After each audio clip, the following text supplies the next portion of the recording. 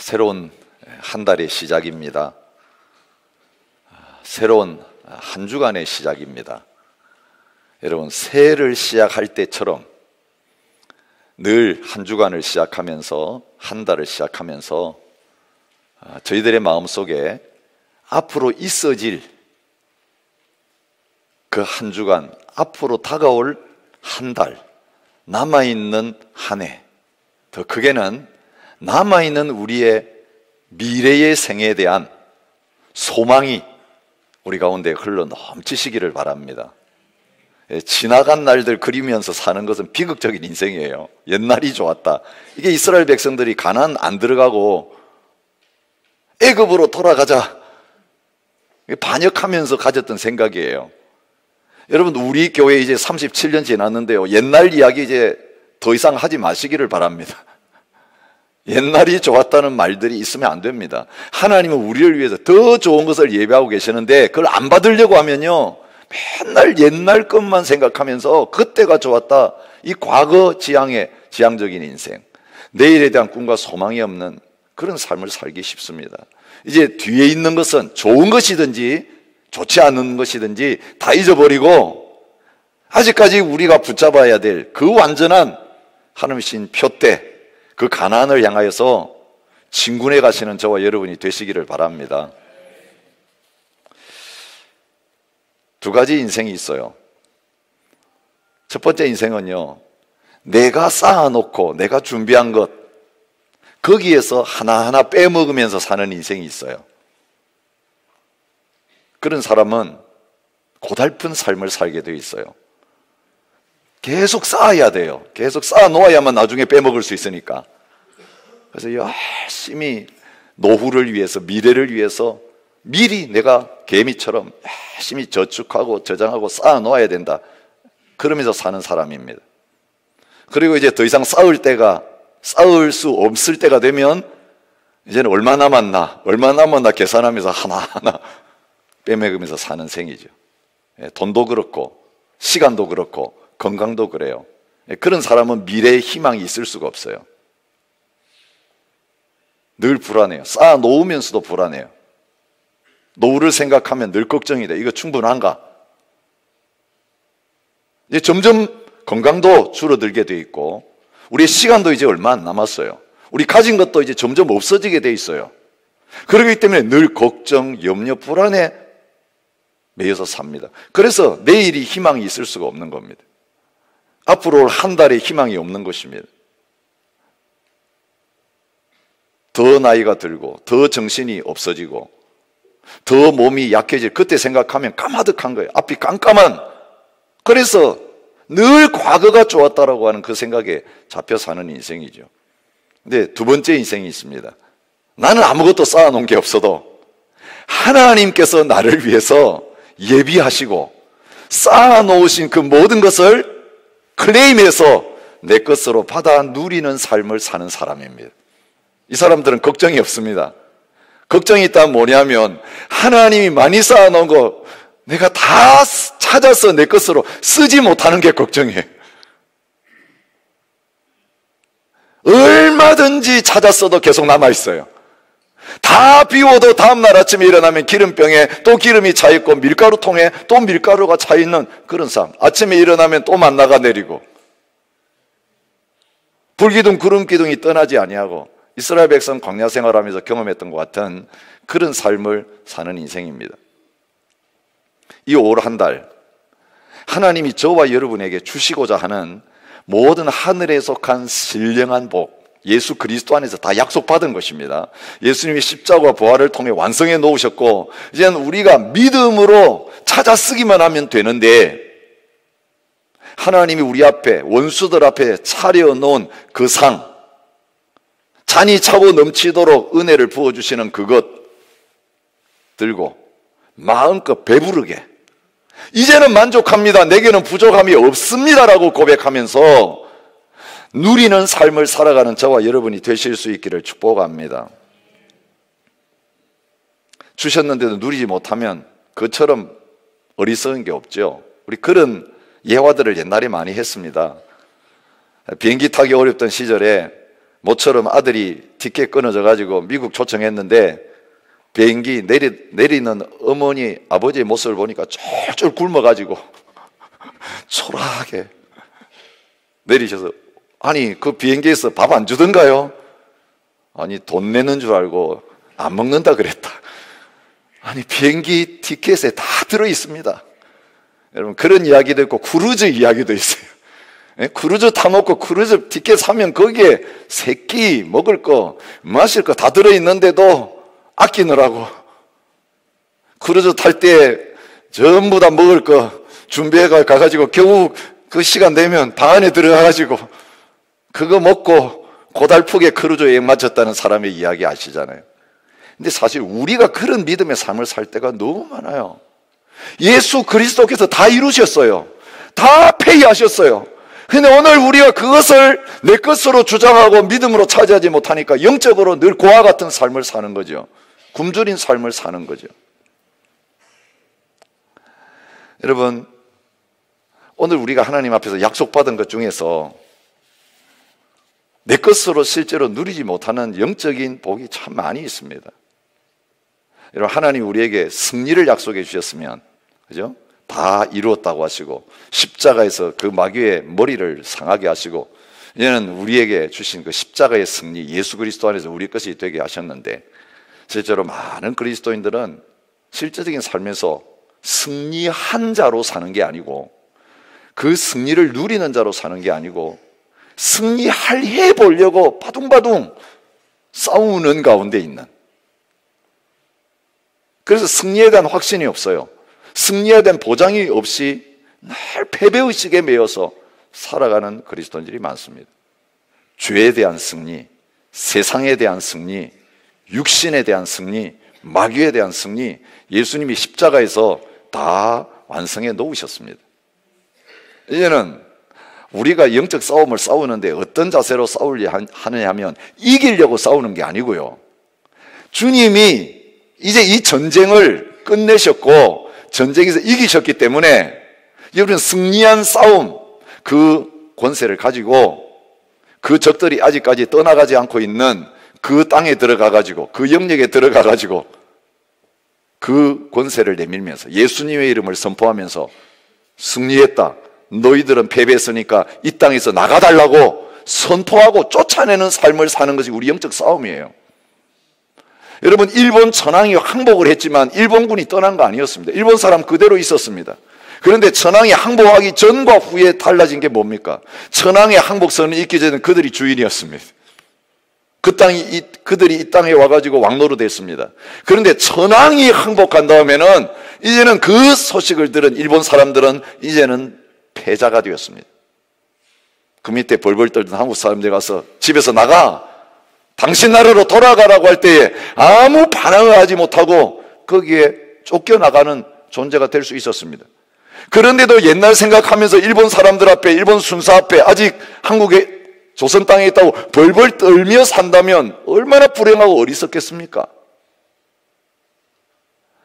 여러분, 하나님 앞에서 우리가 누릴 게 너무 많이 남아 있습니다. 우리가 들어가서 찾아야 될 젖과 꿀이 흐르는 가나안이 우리 앞에 있는데 가나안 땅 들어가보지도 못하고 멀리서 구경만 하다가 죽었던 그런 사람들과 같은 저희들이 되지 않기를 원합니다. 그림의 떡처럼 성경 읽고 설교 들으면 이건 나하고 상관없는 거예요. 이건 나에게 주신 약속이 아니야.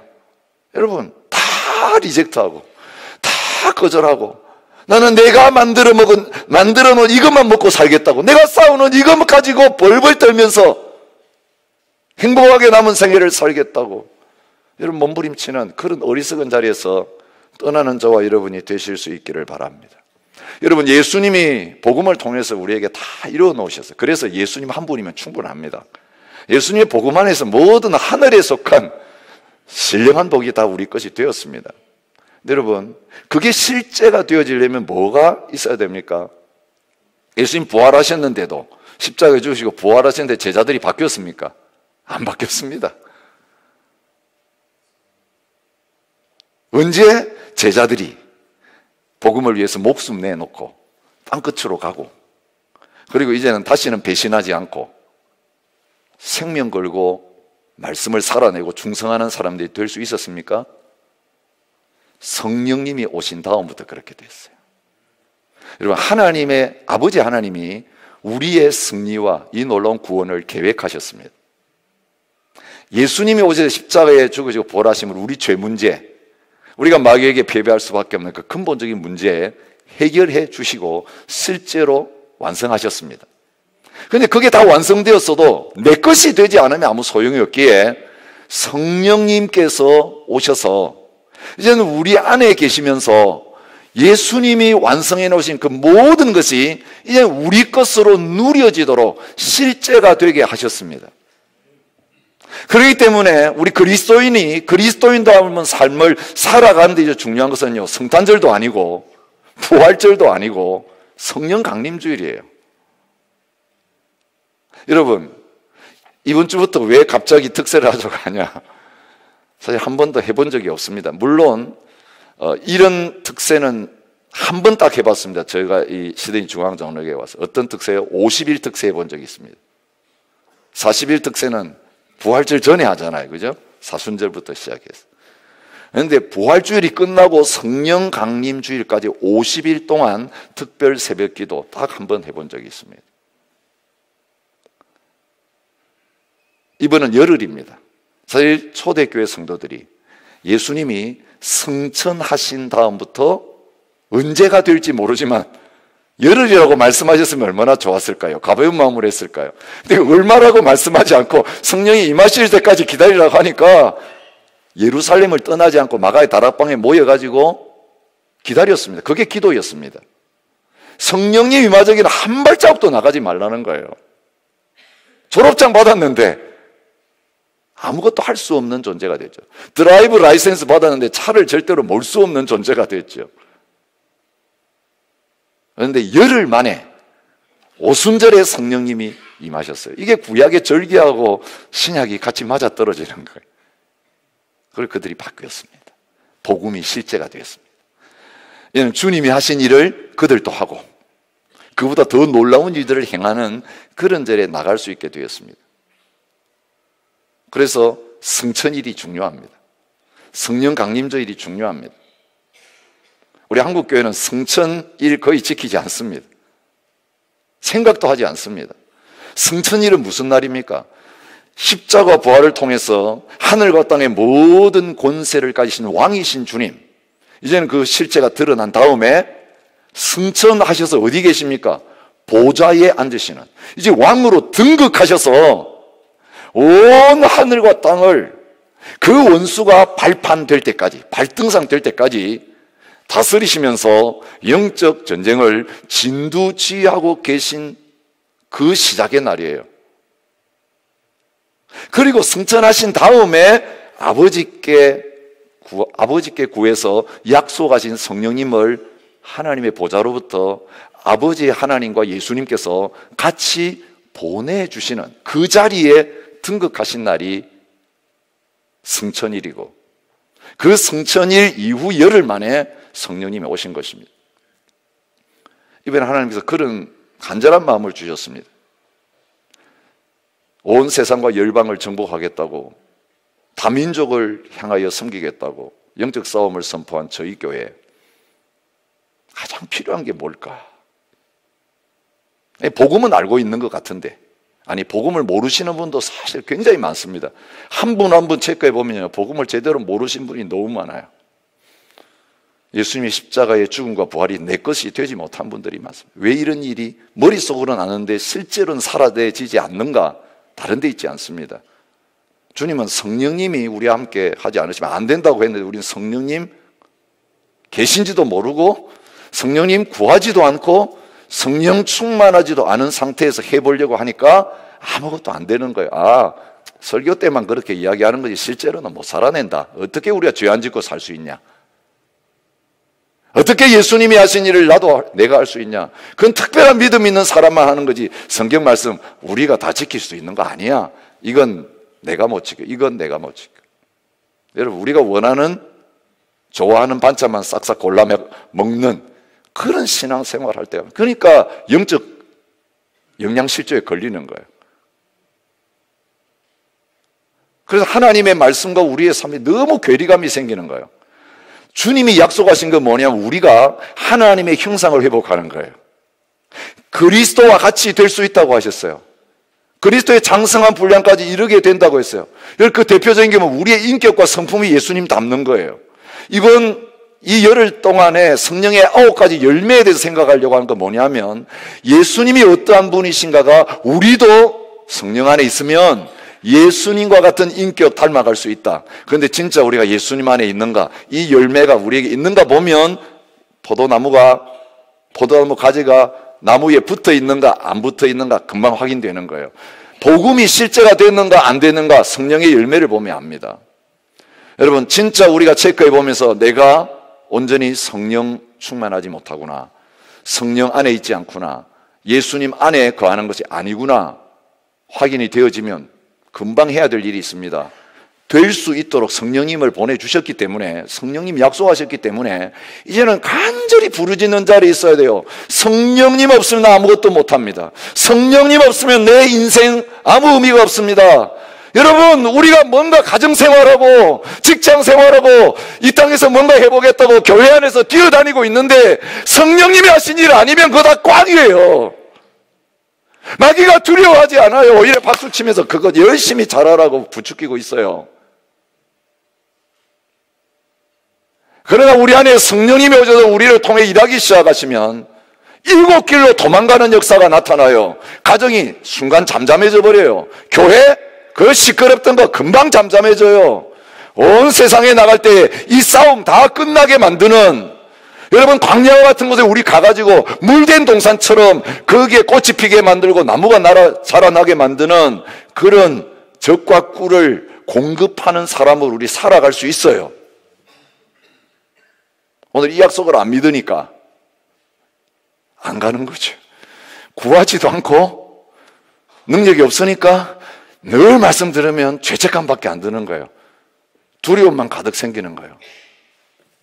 그래서 내일에 대한 희망이 없는 거죠. 신앙생활 해봐야 지금하고 다음하고 변화될 게 있겠냐? 지금까지 안 바뀌었는데 앞으로 내 신앙생활 뭐 바뀌겠냐? 그 하나님께 책임 돌리는 거예요. 그래서 이게 당연한 것, 정상적인 것을 받아들이는 거죠. 오늘 이 신명기를 통해서 가나안 땅을 정복해야 될 이 세대들에게 하나님께서 중요한 교훈을 가르쳐 주시는 게 뭡니까?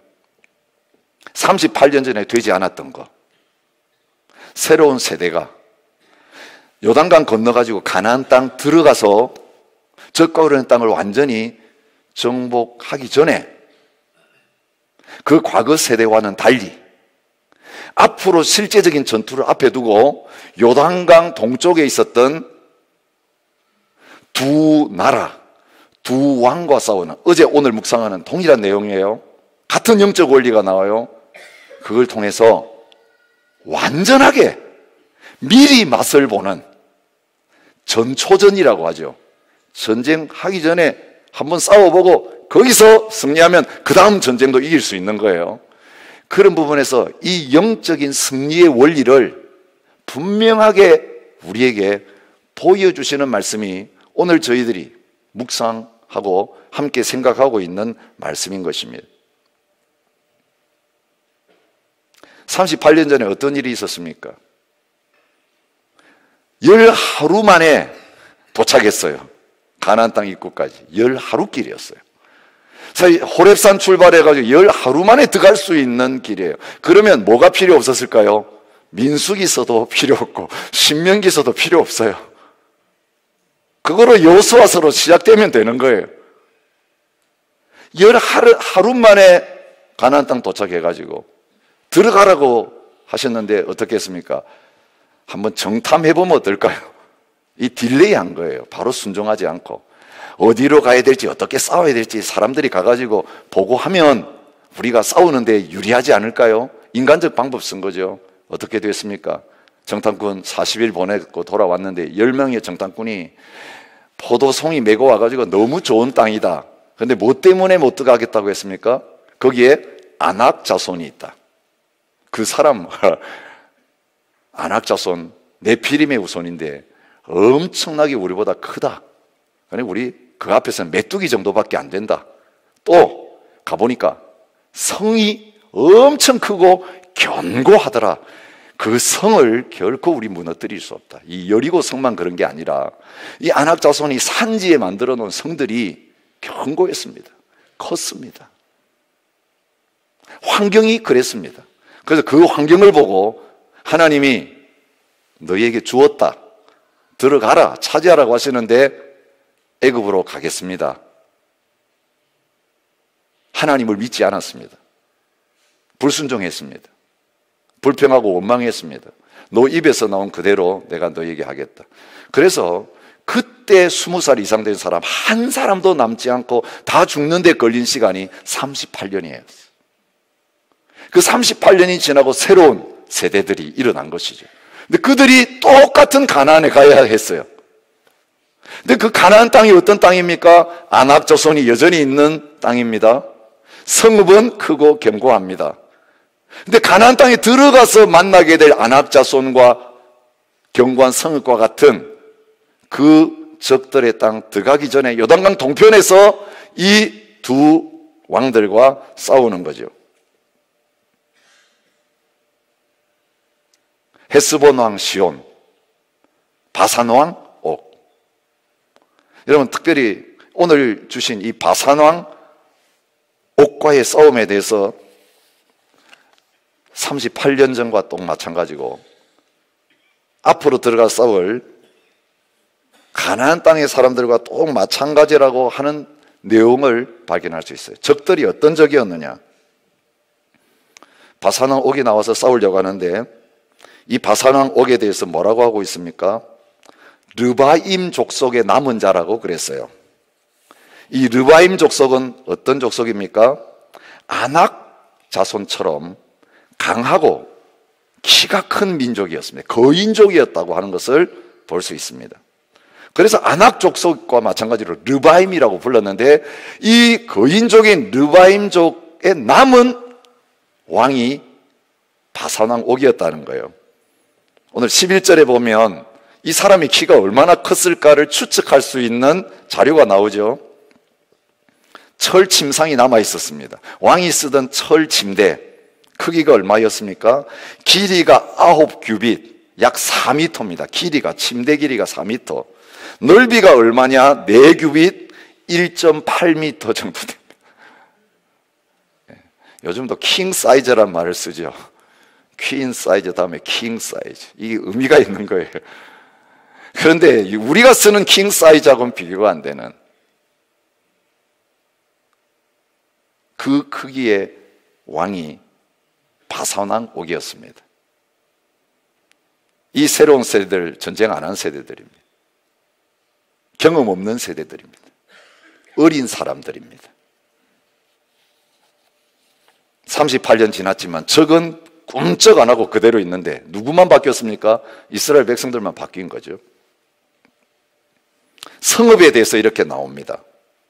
5절에 그 모든 성읍이 높은 성벽으로 둘려있고 문과 빗장이 있어 견고하며 그냥 들판에 살면 싸워서 차지하기가 쉬워요.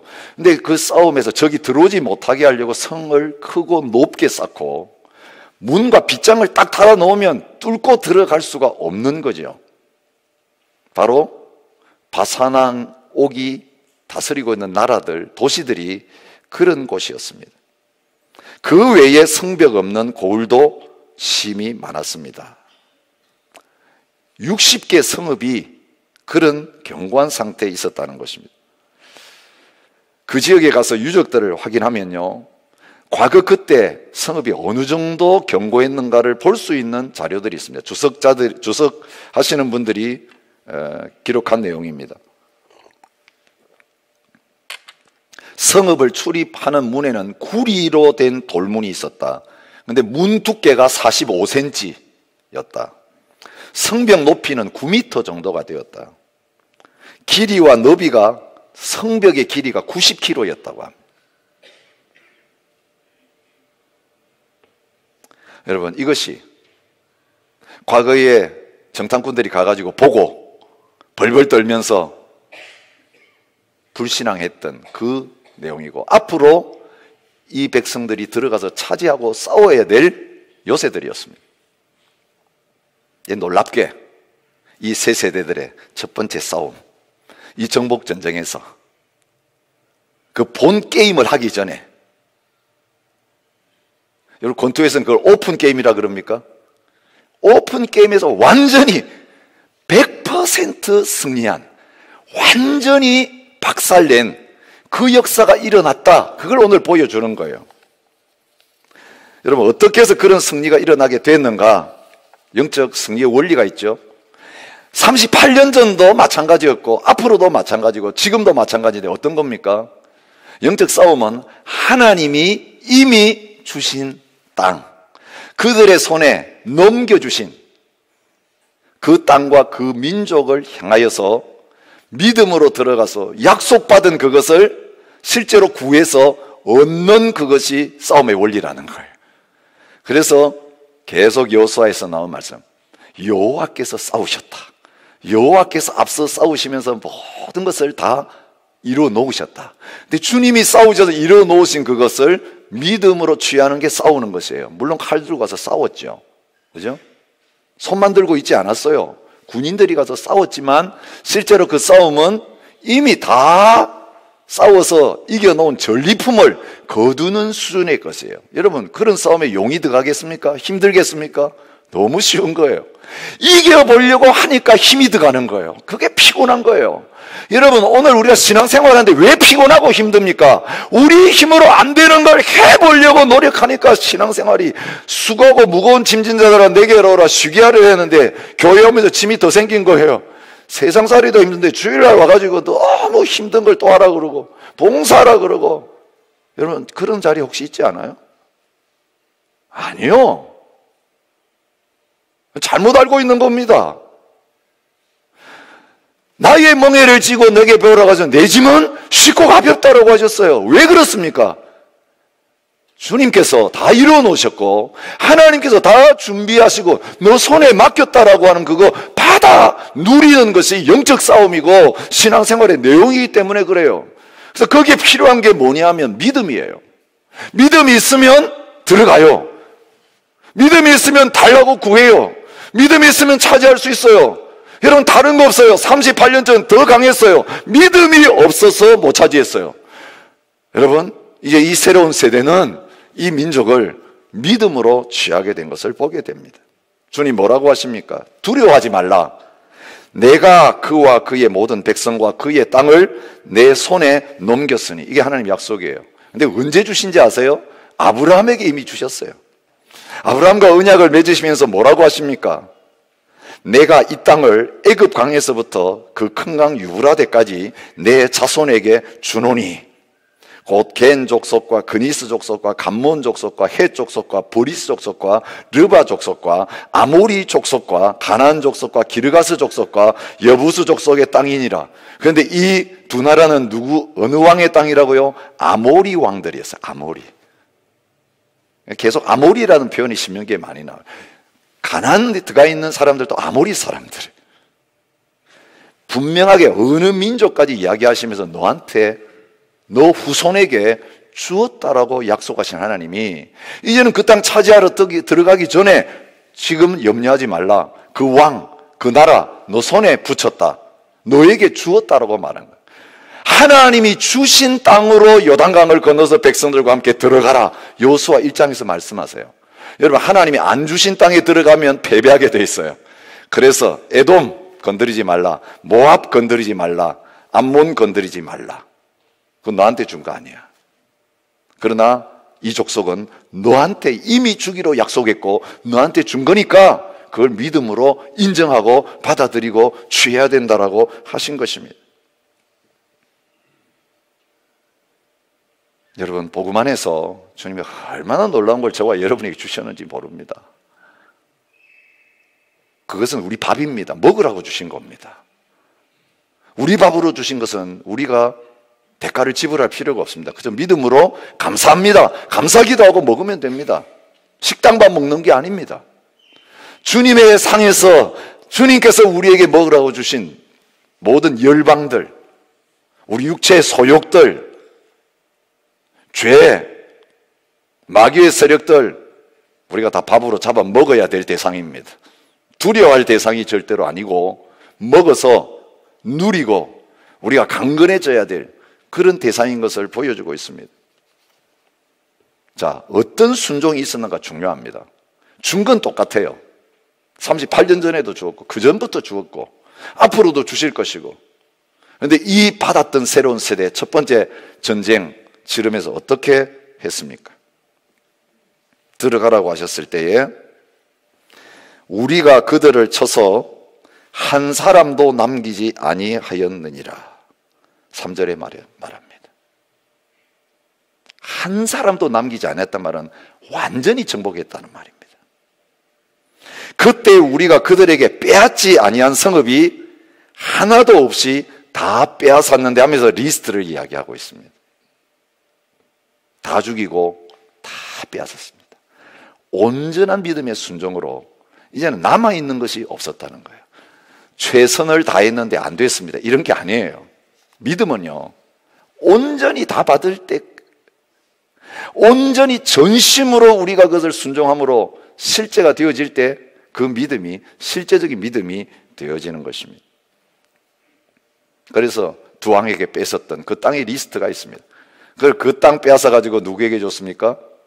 므낫세 반지파, 루벤 지파, 갓 지파의 기업이 되도록 했습니다. 여러분, 이 지파의 특징은 뭐냐면 하나님이 주신 거 다 받았다는 거예요. 하나도 남겨두지 않고 다 그 성읍들을 차지하는 자리에 있게 되었다는 것입니다. 안타까운 뭡니까? 안타까운 건 뭡니까? 이 세대들이 요단강 동편의 두 싸움에서는 하나님 앞에 받은 것을 하나도 빠짐없이 믿음으로 다 취했는데, 이제는 모세가 죽고 여호수아가 지도자가 되어서 요단강을 건너가지고 요단강 서쪽을 취할 때는 어떻게 했습니까? 다 차지하지 못했습니다. 여러분, 여호수아서 사사기에 계속 나오는 단어는 뭐냐면 다 쫓아내지 못하였더라. 어떤 민족을 쫓아내지 못하였더라. 어떤 민족을 쫓아내지 못하였더라. 못했다는 말이 나오고요. 또 다른 표현이 나옵니다. 쫓아내지 아니하였더라. 아니하였더라. 하나님 명령은 다 쫓아내라는 거예요. 다 차지하라는 거예요. 근데 그들은 못한다고 핑계댔고 어떤 건 너무 좋아가지고 놔뒀어요. 쫓아내지 않고 부려먹었어요. 자기 자신의 유익을 위해 썼어요. 쫓아내지 않았더라. 이건 더 강력한 거절이에요.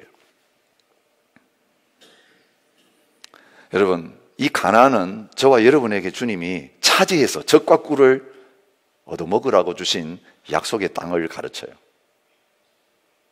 두 가지 영역이 있죠. 우리 내부적인 영역, 내 인격 속에 아직까지 육신의 정욕 남아있는 거 있느냐? 아직까지 습관적인 죄가 끊어지지 않고 있는 거 있느냐? 아직까지 욕심을 못 버리고 남아있는 게 있느냐?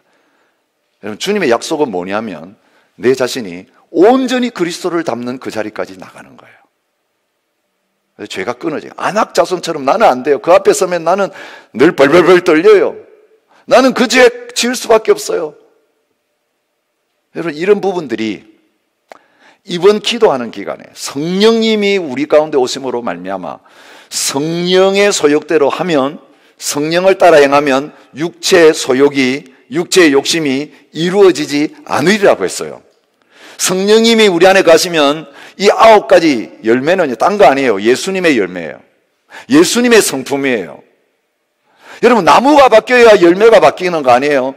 내가 그리스도와 온전히 성령 안에서 하나 되어지면 내 인격 속에, 성품 속에 바뀌어요. 성질은 안 바뀐다고요? 그거 거짓말이에요. 성질이 바뀌어야 돼요. 내 성질 다 뽑아내야 돼요.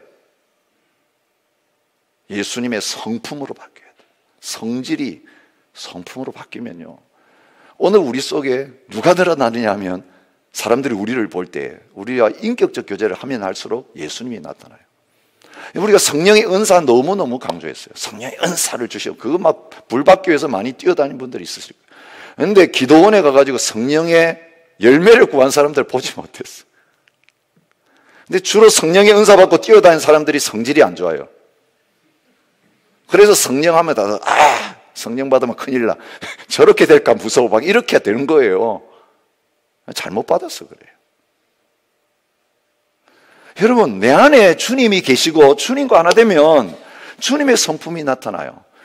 모든 은사는 사랑을 위해서 구해지고 사랑을 위해 쓰여져야 그게 은사가 제대로 쓰여지는 거예요. 칼은 쥐어주면 그 사람 수술해가지고 병 고친 데 써야지, 사랑 없으면 칼 가지고 남 찌르고 다니고 남 죽이고 다니는 그런 칼을 누가 쥐어지겠어요?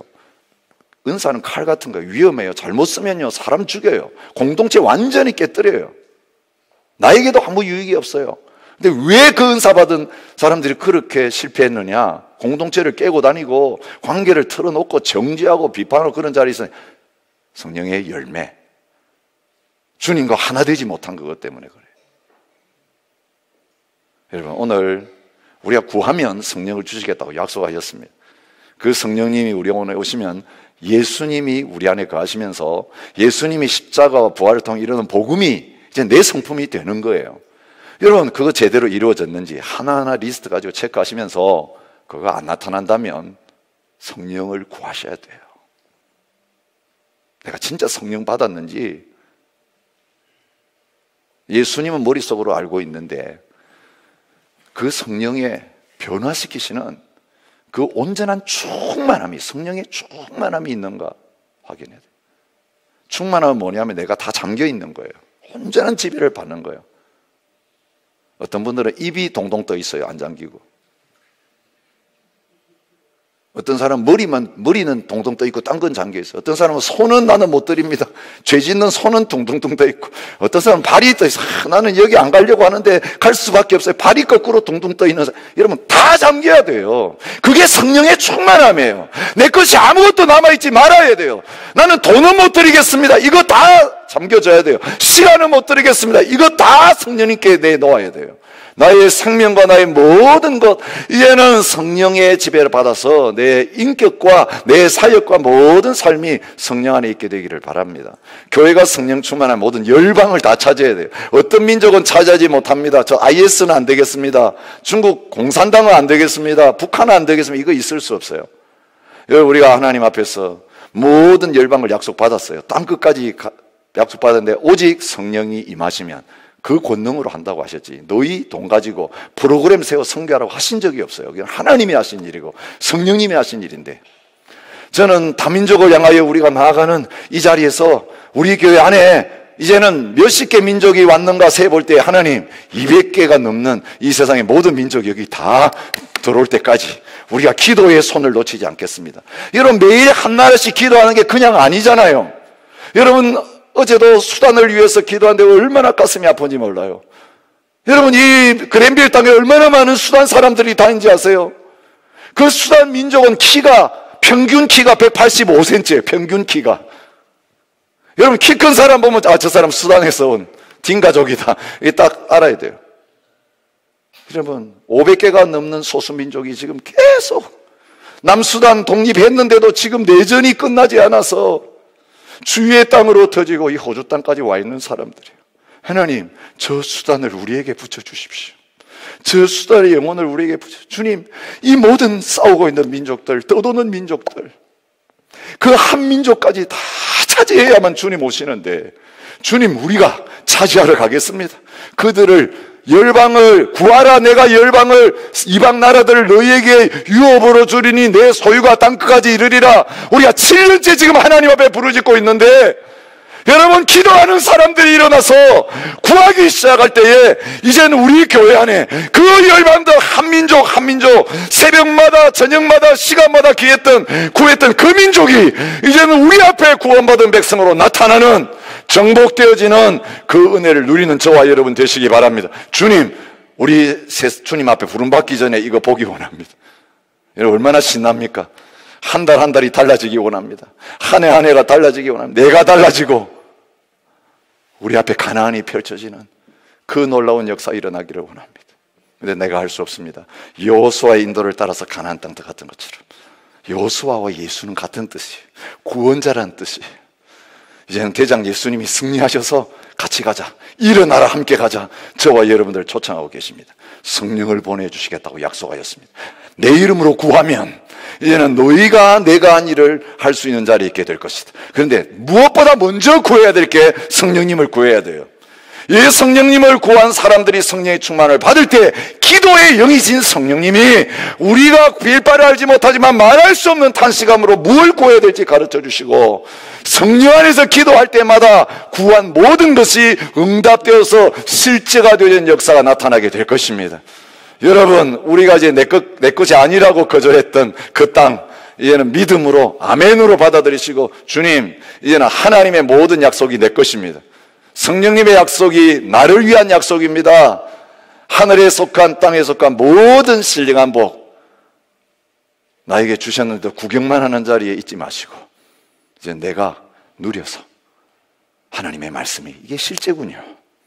기도 응답이 있군요. 여러분 구해보셨습니까? 여러분 문제 그렇게 심각한데 하나님 앞에 나와서 부르짖으며 금식하며 그 문제를 위해서 얼마나 몸부림쳐 보셨어요? 기도하면 될 일인데 기도하지 않으므로 그 계속 죄에 끌려다니고 그 문제에 매여서 소망과 약속에 대한 비전 다 잃어버리고 염려와 근심과 두려움에 매여가지고 종로로 사는 그런 자리 없지 않습니까?